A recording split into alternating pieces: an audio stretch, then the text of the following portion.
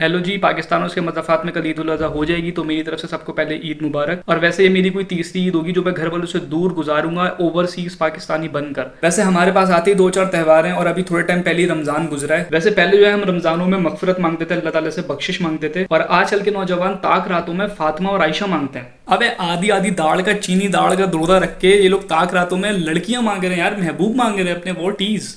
खैर भाई, ईद वही थी जो पाकिस्तान में होती है। मतलब यहाँ पे तो ईद वगैरह का बिल्कुल सीन नहीं होता। यहाँ पे ईद का सीन बिल्कुल ठंडा है। मतलब वो फजर के बाद जब वालिद साहब 2-2 फुट उछलना शुरू कर देते थे ना, कि मतलब ईद की नमाज के लिए लेट ना हो जाए, मतलब इमाम से पहले इनको पहुंचने की जल्दी होती थी, वो वाला सीन इधर नहीं है। फिर यार वही, जब हम लोग ईद की नमाज पढ़ के बाहर आते थे तो फिर गली के 4 लड़कों का पहले से प्रोग्राम होता था कि इस दफा गाय वो लोग गिराएंगे। बस वो गली के 4 लड़के शलवार कमीज चेंज करके सफेद शलवार और सफेद बनियान पहनकर बाहर आते थे, एक दाढ़ में मेन पूरी, और फिर स्टार्ट घुमा दो। मतलब गाय की गर्दन नहीं हो गई तुम्हारी, गाड़ी का स्टेयरिंग हो गया, मतलब क्या घुमा दो, व्हाट इज। खैर कटकटाने के बाद उसके बाद गोश्त बनाने की तैयारी होती थी। उसमें कसाई का अपना ही एक प्रोटोकॉल होता था, जैसे वो नया नया दामाद बना है। यार वो पंखे को मुंह इस तरफ करना, हवा नहीं आ रही। यार भाई साहब, भाभी को बोलो 1 कप चाय और बना दे, ये गोश्त बनाते हुए ना मुझे स्ट्रेस हो रहा है। अरे शहजादे, चाचू से पूछो कलेजी गल गई है, इतनी देर क्यों लग रही है? अबे मतलब यहाँ पे तुम्हें कलेजी निकालने बुलाया, कलेजी ठूसने नहीं बुलाया। यहाँ पे कोई अकीका थोड़ी चल रहा है भाई, जल्दी गोश्त बना, फारिग कर। खैर उस स्टेज से गुजरने के बाद फिर गोश्त के हिस्से बनते थे, उसमें भी फड्डे होते थे कि बड़ी बोटी किसको जानी है, छोटी बोटी किसको जानी है। अजीब यार, उसमें भी पूरी पूरी गाय हमने तोली है, और उसके बाद फिर पुप्पो का हिस्सा देकर आओ, मामू का हिस्सा देकर आओ।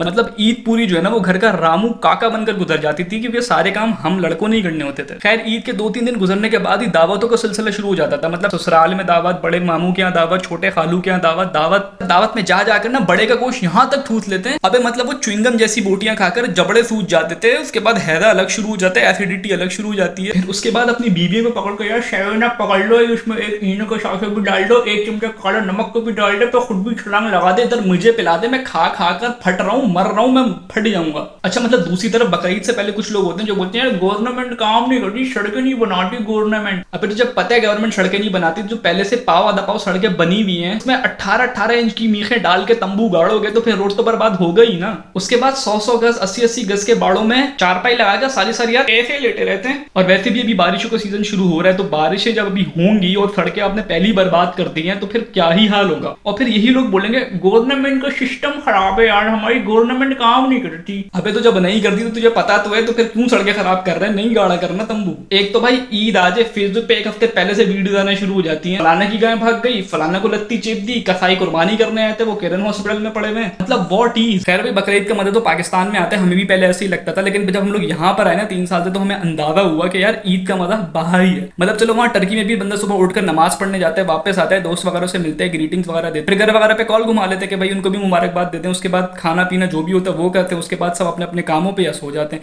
मतलब टर्की में ईद के दिन काम करने पे उल्टा एक्स्ट्रा पैसे दिए जाते हैं। और फिर जब हम लोग यहाँ पे यूरोप है, क्योंकि नॉन मुस्लिम कंट्री है, क्रिश्चियन कंट्री, तो यहाँ मस्जिद वाला सीन ही हो, फिर नमाज वगैरह का सीन। अबे मतलब सुबह 5 बजे यहाँ पे मैं लैपटॉप पे खुतबा लगा के सुन रहा था ईद का, और फिर मैंने जैसे तैसे करके यहीं रूम में नमाज पढ़ी अपने। उसके बाद फिर यूनिवर्सिटी में एग्जाम था, तो उसके बाद यूनिवर्सिटी में एग्जाम देने चला गया, और ऐसे मतलब फील ही नहीं हुआ कि आज बकरीद है। तो अगर आपको बकरीद और ये खून खराबे और ये गंदगी से थोड़ी बहुत एलर्जी या थोड़ी बहुत अगर आपको अच्छा नहीं लगता ना, तो आप बाहर आ सकते हैं। बाहर ऐसा मुस्लिम कंट्री में भी जो है ना इतना कि नहीं होता। जब आप यूरोप में आते हो तो वो एक प्रो नेक्स्ट लेवल हो जाता है, उधर फिर दूसरी चीज़ें भी नहीं होती। So it depends on you कि आपकी चॉइस क्या है। शुक्रिया।